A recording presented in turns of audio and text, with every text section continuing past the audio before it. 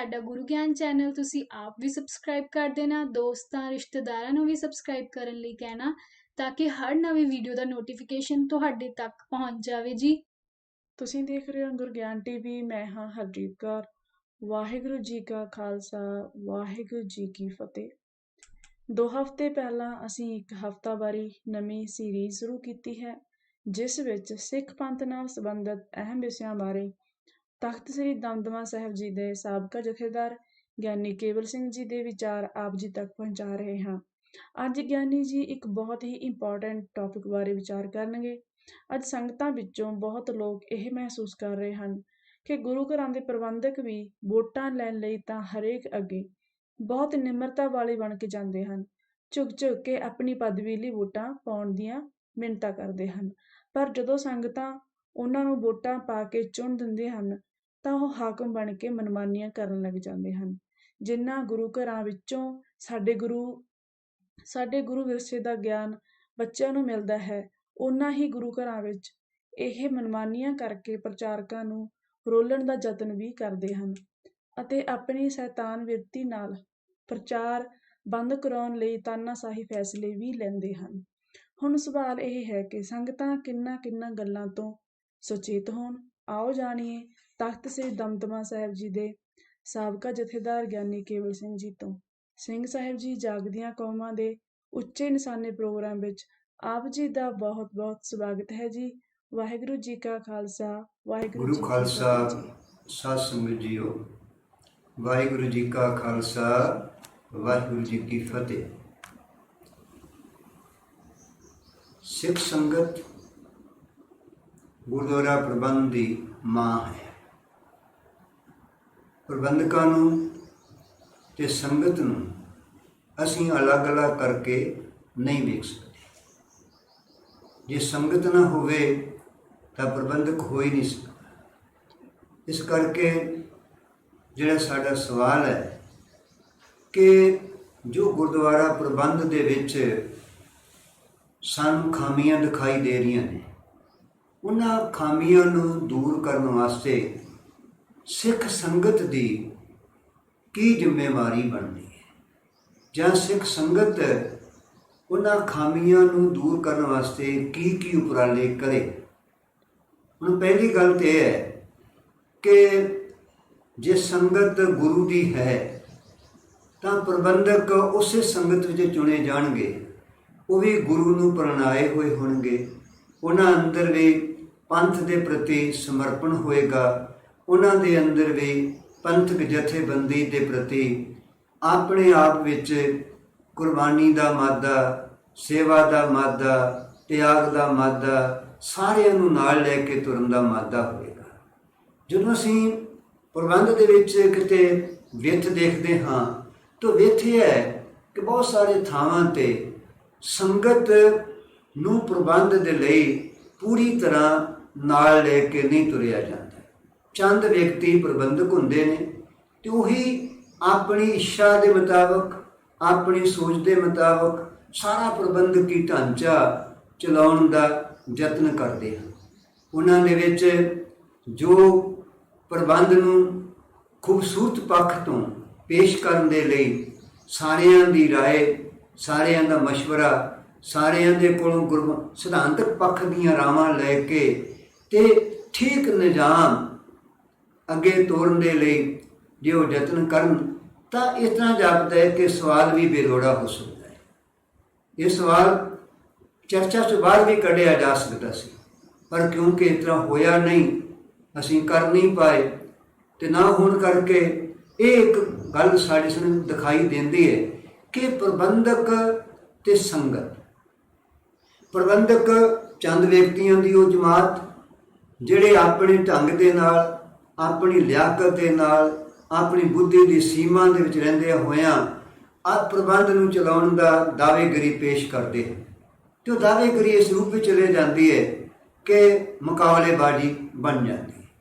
ਜਿਹੜੇ ਕੱਲ੍ਹ ਹੀ ਰਲ ਕੇ ਇੱਕੋ ਵੇਲੇ ਅਰਦਾਸ ਕਰਦੇ ਹਾਂ ਕਿ ਅਸੀਂ ਇੱਥੇ ਗੁਰਦੁਆਰਾ ਸਾਹਿਬ ਦੀ ਇਮਾਰਤ ਤਮੀਰ ਕਰਨੀ ਹੈ, ਸੰਗਤ ਦੇ ਸਹਿਯੋਗ ਦੇ ਨਾਲ ਅਸੀਂ ਬੜੀਆਂ ਭਾਵਨਾ ਦੇ ਨਾਲ ਉਹਦੀ ਸ਼ੁਰੂਆਤ ਕਰਦੇ ਹਾਂ। ਕੁਝ ਅਰਸੇ ਦੇ ਬਾਅਦ ਉੱਥੇ ਮੈਂ ਪ੍ਰਧਾਨ ਹੋਵਾਂ ਕਿ ਤੂੰ ਪ੍ਰਧਾਨ ਹੋਵੇਂ, ਕਿ ਉਹ ਪ੍ਰਧਾਨ ਹੋਵੇ ਜਾਂ ਉਹ ਪ੍ਰਧਾਨ ਹੋਵੇ। ਇਸ ਤਰ੍ਹਾਂ ਦੇ ਵੱਖ-ਵੱਖ ਖਿਆਲ ਜਿਹੜੇ ਨੇ ਉਹ ਸੰਗਤ ਦੀ ਅੰਦਰ ਇੱਕ ਪੀੜਾ ਦਾ ਸਬੱਬ ਬਣ ਜਾਂਦੇ ਨੇ। ਤੇ ਸੰਗਤ ਜੇ ਆਪਣੀ ਆਪ ਨੂੰ ਸ਼ਬਦ ਦੀ ਤਾਬੇ ਆ, ਬਾਣੀ ਦੀ ਤਾਬੇ ਆ, ਸਿੱਖ ਰਹਿਤ ਮਰਜ਼ਾਦਾ ਦੇ ਨਾਲ ਲਵਰੇਜ ਕਰਕੇ ਰੱਖੇ, ਉਹਨੂੰ ਸਮਝ ਆਪਣੇ ਅੰਦਰ ਉੱਦਾਂ ਦੇ ਬਣਾ ਕੇ ਰੱਖੇ, ਆਪਣੇ ਅੰਦਰ ਇੱਕ ਸਿੱਖ ਦੀ ਭੂਮਿਕਾ ਵਾਲੀ ਜਿਹੜੀ ਹਿੰਮਤ, ਹੌਸਲਾ ਤੇ ਦਲੇਰੀ ਜਿਹੜੀ ਹੈ ਉਹਨੂੰ ਭਰ ਕੇ ਰੱਖੇ, ਤਾਂ ਫਿਰ ਅਸੀਂ ਪ੍ਰਬੰਧ ਨੂੰ ਜਿਹੜਾ ਹੈ, ਜਿਹੜੀਆਂ ਕਮਜ਼ੋਰੀਆਂ ਆਉਣਗੀਆਂ ਤੇ ਸੰਗਤ ਲਈ ਦੂਰ ਕਰਨਾ ਕੋਈ ਔਖਾ ਕੰਮ ਨਹੀਂ, ਕਿਉਂਕਿ ਸੰਗਤ ਤਾਂ ਕਰਾਮਾਤ ਹੈ, ਸੰਗਤ ਵਿੱਚ ਗੁਰੂ ਵਸਦਾ ਤੇ ਉਹ ਸ਼ਬਦ ਦਾ ਬਲ ਨਾਲ ਚੱਲਦਾ ਹੈ। ਅਗਰ ਸੰਗਤ ਸਿਧਾਂਤਕ ਤੌਰ ਤੇ ਪੂਰੀ ਤਰ੍ਹਾਂ ਗੁਰਦੇਵ ਦੇ ਆਸ਼ੇ ਨੂੰ ਸਮਝ ਕੇ ਤੁਰਨ ਦੇ ਲਈ ਅੱਗੇ ਆ ਕੇ ਵਿਚਰੇ, ਤਾਂ ਅਸੀਂ ਮੰਨ ਕੇ ਚੱਲਾਂਗੇ ਕਿ ਸੰਗਤ ਜੋ ਪ੍ਰਭਾਵ ਦੇ ਸਕਦੀ ਹੈ, ਪ੍ਰਬੰਧਕਾਂ ਨੂੰ ਉਸ ਪ੍ਰਭਾਵ ਦੀ ਤਾਬਿਆ ਰਹਿ ਕੇ ਆਪਣੇ ਆਪ ਨੂੰ ਕੰਮ ਕਰਨ ਦੇ ਲਈ ਨਾਲ ਨਾਲ ਤੋਰਨਾ ਪਵੇਗਾ। ਜਿਹੜੇ ਪ੍ਰਬੰਧਕ ਨੇ ਉਹ ਕਦੇ ਵੀ ਮਨ ਮਰਜ਼ੀ ਨਹੀਂ ਕਰ ਸਕਣਗੇ ਕਿਸੇ ਤਰ੍ਹਾਂ ਦੇ। ਇਸ ਲਈ ਇਸ ਸੁਧਾਰ ਦੇ ਲਈ ਸੰਗਤ ਨੂੰ ਆਪਣੇ ਨੂੰ ਮਾਂ ਦੇ ਤੌਰ ਤੇ ਪ੍ਰਵਾਨ ਕਰਨਾ ਚਾਹੀਦਾ। ਤੇ ਮਾਂ ਜਿਹੜੀ ਹੈ ਉਹ ਬੱਚੇ ਨੂੰ ਚੰਡ ਕੇ ਰੱਖਣ ਲਈ, ਬੱਚੇ ਨੂੰ ਮਰਜ਼ਾਦਾ ਵਿੱਚ ਰੱਖਣ ਦੇ ਲਈ, ਬੱਚੇ ਨੂੰ ਜ਼ਿੰਮੇਵਾਰੀਆਂ ਦਾ ਅਹਿਸਾਸ ਕਰਾਉਣ ਦੇ ਲਈ, ਬੱਚੇ ਦੇ ਅੰਦਰ ਜ਼ਿੰਮੇਵਾਰੀਆਂ ਪ੍ਰਤੀ ਸੁਰਤਾ ਪੈਦਾ ਕਰਨ ਦੇ ਲਈ, ਬੱਚੇ ਦੇ ਅੰਦਰ ਉਹਨੂੰ ਉਹਦੇ ਗੌਰਵ ਦਾ ਅਹਿਸਾਸ ਕਰਾਉਣ ਦੇ ਲਈ, ਬੱਚੇ ਦੇ ਅੰਦਰ ਉਹਦੇ ਵੱਡੇ ਨਿਸ਼ਾਨੇ ਕੀ ਨੇ ਉਹਨਾਂ ਨੂੰ ਜਗਾਉਣ ਦੇ ਲਈ ਮਾਂ ਪੂਰੀ ਤਰ੍ਹਾਂ ਸਮਰੱਥ ਹੁੰਦੀ ਹੈ। ਇਸ ਤਰ੍ਹਾਂ ਸੰਗਤ ਵੀ ਜਿਹੜੀ ਹੈ ਇਹ ਮਾਂ ਦੀ ਭੂਮਿਕਾ ਨਿਭਾਉਣ ਦੇ ਲਈ ਪੂਰੀ ਤਰ੍ਹਾਂ ਸਮਰੱਥਾ ਦੀ ਵਾਰਸ ਹੈ। ਇਸ ਕਰਕੇ ਸਾਨੂੰ ਨਿਰਸੰਦੇਹ ਇੱਥੇ ਗੱਲ ਕਰਨ ਦੀ ਜ਼ਰੂਰਤ ਹੈ ਕਿ ਸੰਗਤ ਦਾ ਤੇ ਪ੍ਰਬੰਧਕਾਂ ਦਾ ਆਪਸੀ ਜਿਹੜਾ ਉਹ ਅਦਬ ਹੈ, ਆਪਸੀ ਜਿਹੜਾ ਸਾਂਝ ਹੈ, ਉਹ ਗੁਰਸਿੱਖਾਂ ਇੱਕੋ ਪਿਆਰ, ਗੁਰਮਿੱਤਾ ਪੁੱਤਾਂ ਭਾਈਆਂ ਵਾਲੀ ਜਿਹੜੀ ਗੱਲ ਹੈ ਉਹਦੀ ਜਿਹੜੀ ਹੈ ਉਹਦੀ ਮਜ਼ਬੂਤੀ ਜਿਹੜੀ ਹੈ ਉਹ ਰਹਿਣੀ ਬੜੀ ਅਤ ਜ਼ਰੂਰੀ ਹੈ। ਤੇ ਜਦੋਂ ਟੁੱਟਦੀ ਹੈ ਤਾਂ ਫਿਰ ਉੱਥੇ ਸੰਗਤ ਨੂੰ ਵਿਚਕਾਰ ਆਉਣਾ ਪਏਗਾ। ਧੜੇ ਬਣਦੇ ਨੇ, ਮੁਕਾਬਲੇਬਾਜ਼ੀ ਹੁੰਦੀ ਹੈ, ਤਾਂ ਉਸ ਮੌਕੇ ਸੰਗਤ ਦੀ ਖਾਮੋਸ਼ੀ ਜਿਹੜੀ ਹੈ ਨਾ ਉਹ ਕਦੀ ਹੋ ਹੀ ਨਹੀਂ ਸਕਦੀ। ਸੰਗਤ ਦੇ ਵਿੱਚੋਂ ਦਲੇਰੀ ਬਾਹਰ ਨਿਕਲੇਗੀ, ਹਿੰਮਤ ਬਾਹਰ ਨਿਕਲੇਗੀ, ਉਹ ਖਬਰਦਾਰ ਕਰ ਸਕਦੀ ਹੈ। ਕਈ ਥਾਵਾਂ 'ਤੇ ਇਸ ਤਰ੍ਹਾਂ ਅਸੀਂ ਦੇਖਿਆ ਵੀ ਹੈ ਕਿ ਜਿੱਥੇ ਸੰਗਤ ਜਾਗਰੂਕ ਹੈ ਉੱਥੇ ਪ੍ਰਬੰਧਕੀ ਵੀਰਾਂ ਵਿੱਚ ਪੈਦਾ ਹੋਏ ਵਖਰੇਵੇਂ, ਉਹਨਾਂ ਵਿੱਚ ਪੈਦਾ ਹੋਈ ਆਪਸੀ ਖਿਆਲਾਂ ਦੀ ਦੂਰੀ, ਉਹਨੂੰ ਮੇਟਣ ਦੇ ਵਿੱਚ ਵੀ ਸੰਗਤ ਨੇ ਦਲੇਰੀ ਕੀਤੀ ਹੈ। ਤੇ ਦਲੇਰੀ ਕਰਕੇ ਸਹੀ ਪੱਖ, ਸਹੀ ਨਿਰਣਾ, ਸਹੀ ਵਿਅਕਤੀ, ਸਹੀ ਦਿਸ਼ਾ ਇਹ ਨਿਰਧਾਰਿਤ ਕਰਨ ਵਿੱਚ ਸੰਗਤ ਨੇ ਆਪਣੀ ਭੂਮਿਕਾ ਨੂੰ ਪਛਾਣਿਆ। ਉੱਥੇ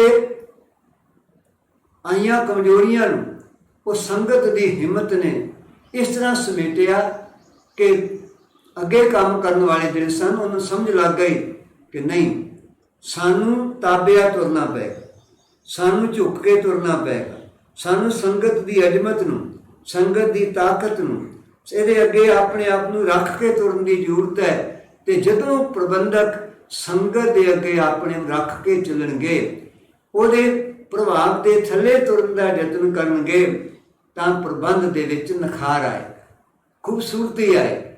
ਅੱਜ ਅਸੀਂ ਦੇਖਦੇ ਹਾਂ ਸਾਡੇ ਪ੍ਰਬੰਧ ਦੇ ਵਿੱਚੋਂ ਕੁਝ ਚੀਜ਼ਾਂ ਗੈਰ-ਹਾਜ਼ਰ ਜਾਂ ਸ਼ਮੂਲੀਅਤ ਤੋਂ ਪਾਸੇ ਦੋ ਪੱਖ ਸਾਡੇ ਸਾਹਮਣੇ ਜਾਪਦਾ ਹੈ ਜਿਹੜੇ ਸਾਡੇ ਪ੍ਰਬੰਧ ਵਿੱਚੋਂ ਗੈਰ ਹਾਜ਼ਰ ਹੋਣ ਕਰਕੇ ਸਾਨੂੰ ਵੱਡੀ ਸਮੱਸਿਆ ਜਿਹੜੀ ਆਪਸੀ ਟਕਰਾਓ ਵਿੱਚ ਆ ਰਹੀ ਹੈ ਉਹਦਾ ਸਾਹਮਣਾ ਕਰਨਾ ਪੈ ਰਿਹਾ। ਦੋ ਪੱਖ ਕਿਹੜੇ ਨੇ? ਇੱਕ ਤਾਂ ਅਸੀਂ ਦੇਖਦੇ ਹਾਂ, ਖਾਸ ਤੌਰ 'ਤੇ ਪੰਜਾਬ ਦੇ ਵਿੱਚ ਵਿਚਰਦੇ ਹਾਂ, ਦਾਸ ਨੇ ਜ਼ਿਆਦਾ ਦੇਖਿਆ ਕਿ ਪ੍ਰਬੰਧਕੀ ਜਮਾਤ ਦੇ ਵਿੱਚ ਨੌਜਵਾਨ ਪੀੜ੍ਹੀ ਜਿਹੜੀ ਹੈ ਉਹਦੀ ਸ਼ਮੂਲੀਅਤ ਜਿਹੜੀ ਹੈ ਉਹਦੀ ਭਾਈਵਾਲੀ ਜਿਹੜੀ ਹੈ, ਉਹਨਾਂ ਨੂੰ ਜ਼ਿੰਮੇਵਾਰੀ ਦਾ ਦੇਣ ਦਾ ਜਿਹੜਾ ਮਾਣ ਹੈ, ਇਹ ਨਹੀਂ ਲਿਆ ਜਾ ਰਿਹਾ। ਕਿਧਰੇ ਬਹੁਤ ਘੱਟ ਥਾਵਾਂ 'ਤੇ ਕਿਤੇ ਹੋ ਸਕਦਾ ਹੈ, ਨਹੀਂ ਤੇ ਆਮ ਤੌਰ 'ਤੇ ਨੌਜਵਾਨ ਜਿਹੜਾ ਵਰਗ ਹੈ, ਇਹਨੂੰ ਗੁਰਦੁਆਰਾ ਪ੍ਰਬੰਧ ਤੋਂ ਦੂਰ ਰੱਖਿਆ ਜਾ ਰਿਹਾ।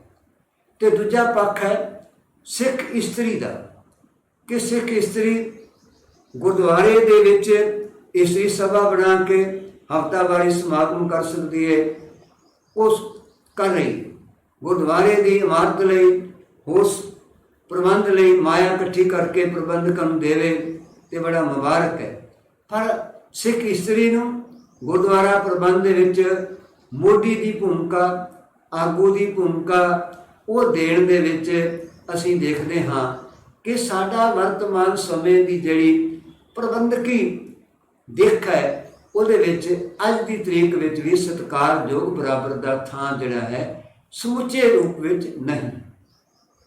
ਬਹੁਤ ਘੱਟ ਸੰਸਥਾਵਾਂ ਦੇ ਵਿੱਚ ਅਸੀਂ ਦੇਖਦੇ ਹਾਂ ਜਿੱਥੇ ਸਿੱਖ ਇਸਤਰੀ ਗੁਰਦੁਆਰਾ ਪ੍ਰਬੰਧ ਦੇ ਅੰਦਰ ਆਗੂ ਦੀ ਭੂਮਿਕਾ ਨਿਭਾ ਰਹੀ, ਮੋਹਰੀ ਦੀ ਭੂਮਿਕਾ ਨਿਭਾ ਰਹੀ।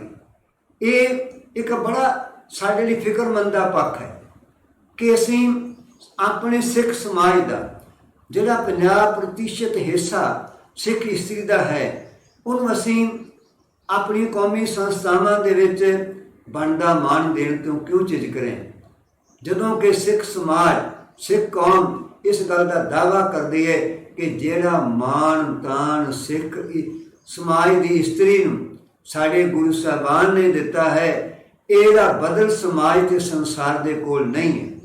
ਅਸੀਂ ਉਹ ਗੱਲ ਕਰਨ ਵਾਲੇ ਪ੍ਰਬੰਧ ਵਿੱਚ ਇਸਤਰੀ ਦੀ ਭੂਮਿਕਾ, ਇਹਨੂੰ ਅਸੀਂ ਵੇਖਣ ਲਈ, ਇਹਨੂੰ ਉਸਾਰਨ ਦੇ ਲਈ ਆਪਣੇ ਅੰਦਰ ਇਸ ਤਰ੍ਹਾਂ ਦੀ ਹਿੰਮਤ ਸੰਸਾਰ ਭਰ ਵਿੱਚ ਪੈਦਾ ਕਰੀ।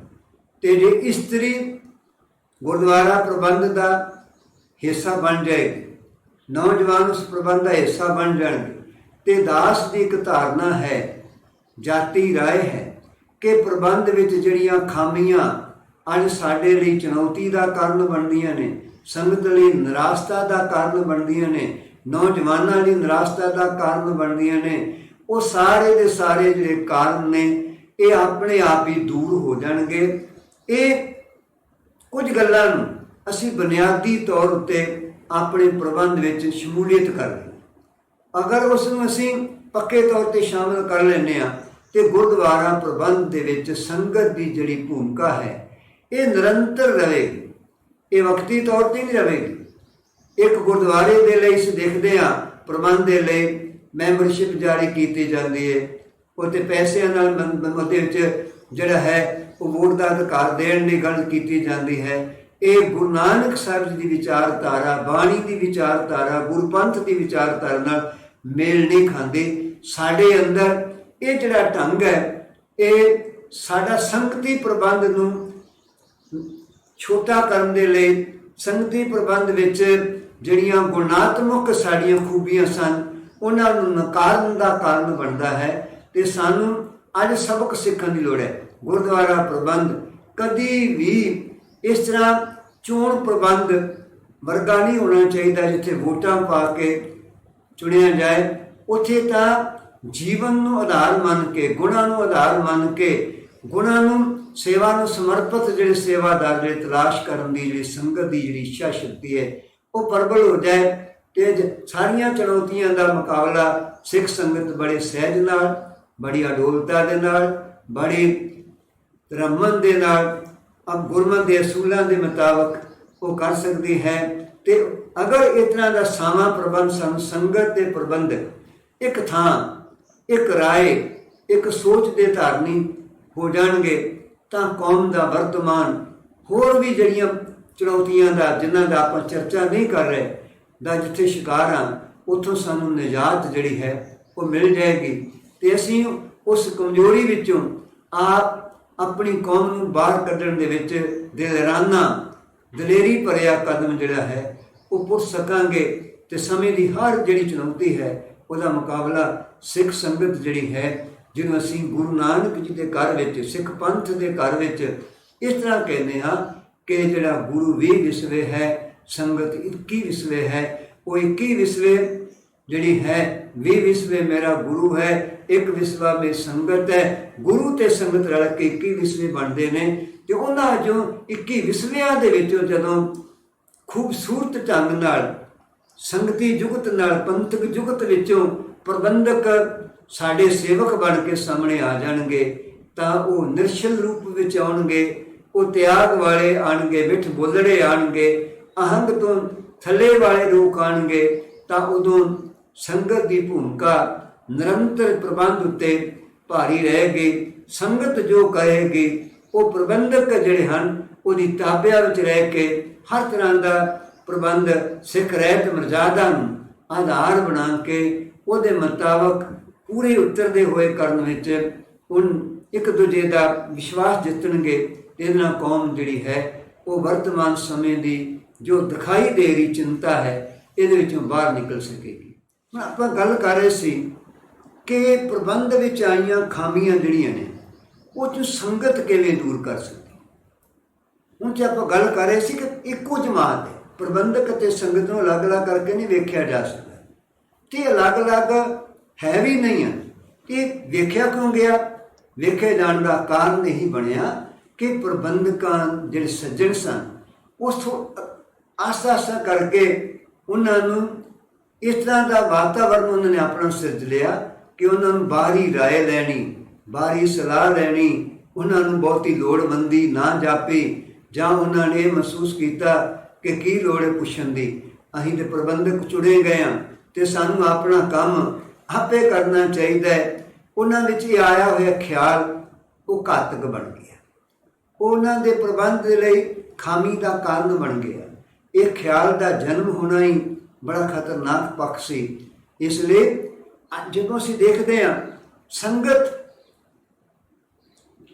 बहुत थावां दे उत्ते वो अपने आप नूं श्रद्धालु के तौर पर देखती है। मेरा गुरुद्वारे गए, मत्था टेकिया, देग करवाई, परिक्रमा की, देग प्राप्त की, गुरु का लंगर छकिया ते वापस आ गए। असीं ध्यान नहीं दिता कि इत्थों का प्रबंध है ये वाकई उस मर्यादा के मुताबिक चल रहे, जिहड़ी मर्यादा खालसा पंथ ने बना के दी है। इत्थों के प्रबंध विच जिहड़ियां गल्लां गुरुद्वारे अंदर 6 किस्म दीयां सेवावां इत्थे चलनियां चाहिदियां ने, ये सारियां सेवावां साडे गुरुद्वारे प्रबंध विच आ गईयां ने। इत्थे बिमारां दी सेवा का प्रबंध है, ये बेघरियां दे लई प्रबंध है, इत्थे जिंदगी दे दुख सुख दे लिए इलाज का प्रबंध है, इत्थे विद्या का प्रबंध है, इत्थे गुरमत के प्रचार दे सारे साधन पैदा कर दिते गए हैं।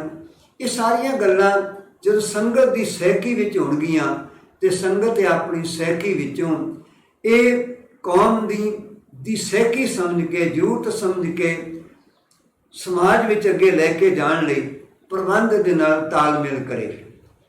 तो असीं देखीदा है कि जिथे प्रबंधकां ते संगतां का तालमेल मजबूत है उत्थे नतीजे बड़े वधिया निकलदे, उत्थे काम करन दे लई किसी प्रकार की कोई रुकावट नहीं आती, उत्थे काम करन दे लई किसी प्रकार की कोई कमी नहीं आती, उत्थे काम करन दे लई इत्थों तक वेखीदा है कि सानू बाहरों पैसे दे के दिहाड़ीदारां राहीं अपनियां गुरुद्वारा प्रबंध दी जिम्मेवारियां निभाउण दे लई जिहड़ी लोड़ महसूस हुंदी है वो भी साडी जिहड़ी लोड़ है खत्म हो जाती है। क्योंकि संगत विच बहुत सारे प्रेमी ਵੱਖ-ਵੱਖ पक्षां नाल जुड़े ने, जानकारियां नाल जुड़े ने, तकनीकां नाल जुड़े ने, उन्हां दे कोल हर काम करन दी महारत है तो महारत का लाभ जिहड़ा है समुचे गुरुद्वारा प्रबंध नूं जिहड़ा है प्राप्त हुंदा है।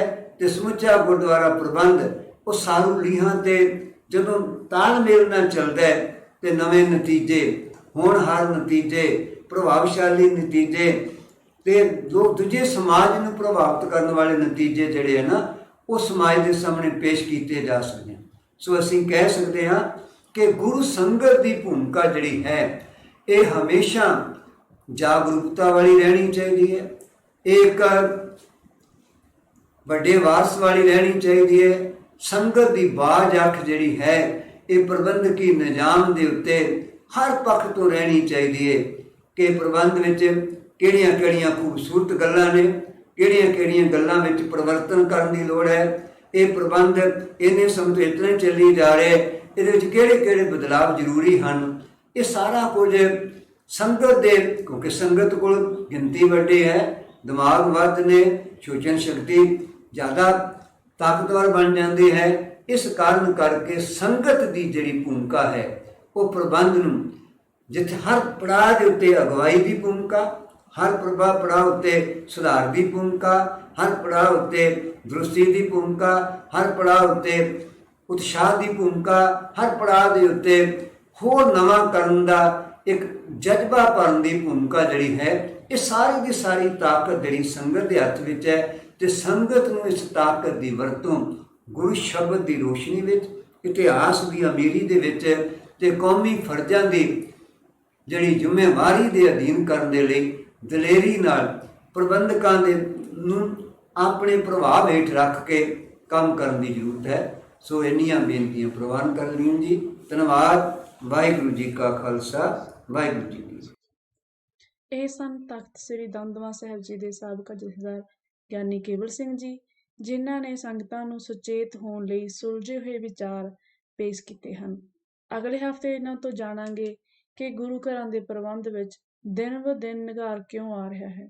ਦੇਖਣਾ ਨਾ ਭੁੱਲਣਾ ਜੀ। ਜੇ ਤੁਸੀਂ ਹਾਲੇ ਤੱਕ ਸਾਡਾ ਗੁਰਗਿਆਨ ਟੀਵੀ ਸਬਸਕ੍ਰਾਈਬ ਨਹੀਂ ਕੀਤਾ ਤਾਂ ਹੁਣੇ ਹੀ ਹੇਠਾਂ ਸਬਸਕ੍ਰਾਈਬ ਦਾ ਬਟਨ ਦਬਾ ਦੇਵੋ ਜੀ, ਤਾਂ ਕਿ ਹਰ ਨਵੀਂ ਵੀਡੀਓ ਦਾ ਨੋਟੀਫਿਕੇਸ਼ਨ ਤੁਹਾਨੂੰ ਮਿਲ ਜਾਇਆ ਕਰੇ। ਅਗਲੇ ਹਫ਼ਤੇ ਗਿਆਨੀ ਕੇਵਲ ਸਿੰਘ ਜੀ ਦੇ ਕੀਮਤੀ ਵਿਚਾਰਾਂ ਸਮੇਤ ਫੇਰ ਹਾਜ਼ਰ ਹੋਵਾਂਗੀ। ਤਦ ਤੱਕ ਲਈ ਵਾਹਿਗੁਰੂ ਜੀ ਕਾ ਖਾਲਸਾ, ਵਾਹਿਗੁਰੂ ਜੀ ਕੀ ਫਤਿਹ।